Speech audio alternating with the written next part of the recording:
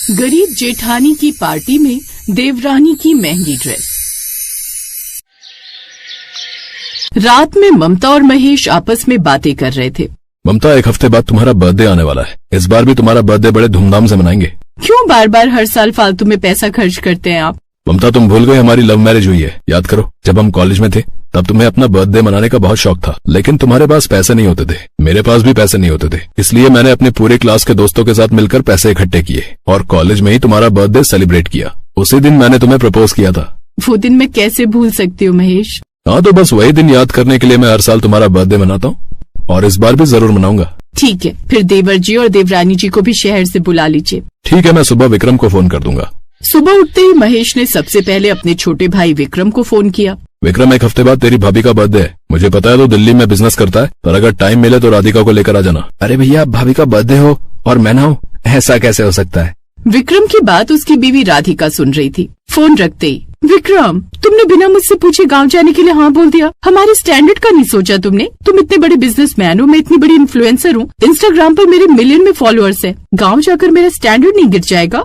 अरे राधिका, वहाँ जाकर तो तुम्हें और भी ज्यादा फायदा होगा। तुम वहाँ गांव में रील्स बनाना, गाय भैंस चराते हुए लोगों का वीडियो बनाना, गांव में लोग कैसे रहते हैं, सुबह सुबह नदी के किनारे का सीन मिल जाएगा तुम्हें। ये सारे वीडियो बनाकर जब तुम इंस्टाग्राम पर अपलोड करोगे ना, तो लोग तुमसे ज्यादा रिलेट कर पाएंगे और तुम्हारे फॉलोअर्स कई गुना ज्यादा बढ़ जाएंगे, क्योंकि आजकल लोग गाँव वाले वीडियो ज्यादा देखते हैं। अरे हाँ विक्रम, ये तो मैंने सोचा ही नहीं। खैर, विक्रम तो ऑफिस चला गया, लेकिन जब शाम को वो आया तब राधिका ने अपने मोबाइल में उसे बहुत महंगी ड्रेस दिखाई। विक्रम, ये ड्रेस देखो ना, भाभी की बर्थडे पार्टी में मैं यही पहनूंगी। ये ड्रेस 2 लाख की है, जल्दी से मुझे पैसे दे दो। राधिका, तुम पागल हो गई क्या? इतनी महंगी ड्रेस पहनने की क्या जरूरत है? मैं इससे सस्ती ड्रेस नहीं पहनने वाली। राधिका उसे ड्रेस के लिए मनाती रही, लेकिन विक्रम नहीं माना। लेकिन अगले दिन वो अकेले शोरूम में गई और वही ड्रेस लेकर आ गई। शाम को ही वो लोग गांव के लिए निकल गए। वो दोनों ट्रेन से आ रहे थे। राधिका, हम कितने दिनों बाद गांव जा रहे हैं? मेरा पूरा बचपन वही बीता है। बाहर का नजारा देखो कितना सुहाना है। क्या बात है विक्रम, मैं रील बना लेती हूँ। तो दोस्तों, आप देख सकते हैं कि मैं अपनी गरीब जेठानी के गांव उनके जन्मदिन पर जा रही हूँ। रास्ते का नजारा बेहद खूबसूरत है। जिन्होंने मुझे फॉलो नहीं किया वो कर ले, क्योंकि बर्थडे पार्टी तक मैं बहुत सारे वीडियो डालने वाली हूँ। तो इस तरह शाम तक वो दोनों गाँव पहुँच गए।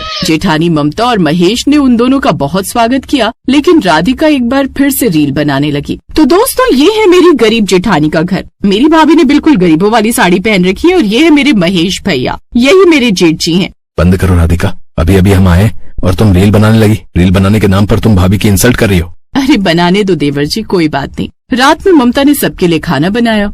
विक्रम, राधिका, मैं बहुत खुश हूँ कि सिर्फ एक बार फोन करने पर ही तुम दोनों आ गए। अरे आते कैसे नहीं भैया, मुझे भी तो अपने गाँव की याद आ रही थी। तो खाना पीना खाकर सारे लोग सो गए। सुबह उठते ही ममता ने सबके लिए चाय नाश्ता बनाया और चाय नाश्ता करने के तुरंत बाद ही राधिका गांव घूमने की जिद करने लगी। अच्छा दोनों भाई बातें करो, तब तक हम दोनों देवरानी जेठानी घूम कर आते हैं। ठीक है ममता, जाओ। 2 दिन बाद तुम्हारा जन्मदिन है, तब तक मैं और विक्रम मिलकर बाकी की तैयारी कर लेते हैं। सुबह सुबह ममता राधिका को लेकर खेतों की तरफ चली गई। तभी राधिका ने अपने मोबाइल का कैमरा चालू कर लिया और वीडियो बनाने लगी। तो दोस्तों, आप देख सकते हैं, ये है मेरी भाभी का गांव। ये बहुत पिछड़ा हुआ है। इन बूढ़े काका को देखिए, इनकी भैंस और गाय कितने साफ लग रहे हैं, लेकिन इन्होंने बहुत गंदे और फटे पुराने कपड़े पहने। लगता है इन लोगों को कपड़े पहनना भी सिखाना होगा। ये सुनकर बूढ़े काका नाराज हो गए। उन्होंने धीरे से ममता को अपने पास बुलाया और कहा, बहू, तुम इतनी अच्छी हो और तुम्हारी देवरानी बड़ी घमंडी है, हमारे गांव की बेइज्जती कर रही है। काका, इसको गांव की आदत नहीं है, मैं इसे समझा दूंगी, आप फिक्र मत कर। काका को समझाने के बाद ममता दौड़कर राधिका के पास आई और बोली, चलो राधिका, अब आगे चलते हैं। उसके बाद ममता ने उसे नदी का नजारा दिखाया। फिर दोनों वापस गांव की तरफ लौटने लगी। दोस्तों देख सकते हैं, गांव में अभी भी भिखारियों जैसी हालत में रहते हैं लोग। अभी तक यहाँ कच्चे मकान बने हुए हैं। इन्हें न कपड़ा पहनने की तमीज है, न खाना खाने की। सिर्फ ये लोग गाय भैंस चराना जानते हैं। तो इस तरह दिन भर राधिका गाँव की बुराइयां करती रही और वीडियो अपलोड करती रही। लेकिन रात में सोते समय जब उसने अपना इंस्टाग्राम चेक किया, तब उस पर बहुत नेगेटिव कमेंट आए हुए थे। अरे ये अचानक क्या हो गया? धीरे धीरे मेरे फॉलोअर्स कम पड़ने लगे, लोग नेगेटिव कमेंट कर रहे हैं। तो यही सब चल रहा था और 2 दिन बाद ममता की जन्मदिन की पार्टी वाला दिन आ गया।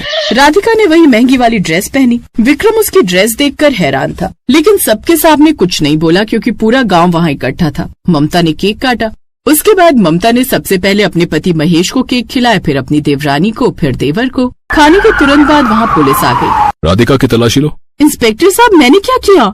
अभी पता चल जाएगा। जब लेडीज पुलिस कांस्टेबल ने राधिका की महंगी ड्रेस की तलाशी ली तो उन्हें मोतियों के बीच में एक छोटी सी चिप लगी हुई मिली। इस चिप के जरिए ही हम यहाँ तक पहुँचे। इन्होंने बहुत बड़े शॉपिंग मॉल से ये महंगी ड्रेस चोरी की है। ये सुनकर सारे लोग दंग रह गए। सबके सामने उनके पूरे परिवार की इंसल्ट हो रही थी, इसलिए ममता ने तुरंत दिमाग लगाया और कहा, देखिए इंस्पेक्टर साहब, आपको जरूर कोई गलतफहमी हुई है। ये ड्रेस मैंने लेने से भेजा था। आप मेरी एक बार शॉपिंग मॉल के मालिक से बात कराइए। इंस्पेक्टर साहब ने ममता की बात उस शॉपिंग मॉल के मालिक से करवा दी। देखिए सर, मेरी देवरानी ने कोई ड्रेस चोरी नहीं की है। दरअसल वो ड्रेस खरीदने गई थी, लेकिन तभी मैंने उसे फोन कर दिया और जल्दी जल्दी में वो ड्रेस लेकर सीधा मेरे पास आ गई और पेमेंट करना भूल गई। आप मुझे अपना QR कोड भेजिए, मैं अभी पेमेंट करवाती हूँ। ये चोरी नहीं बल्कि मिसअंडरस्टैंडिंग है।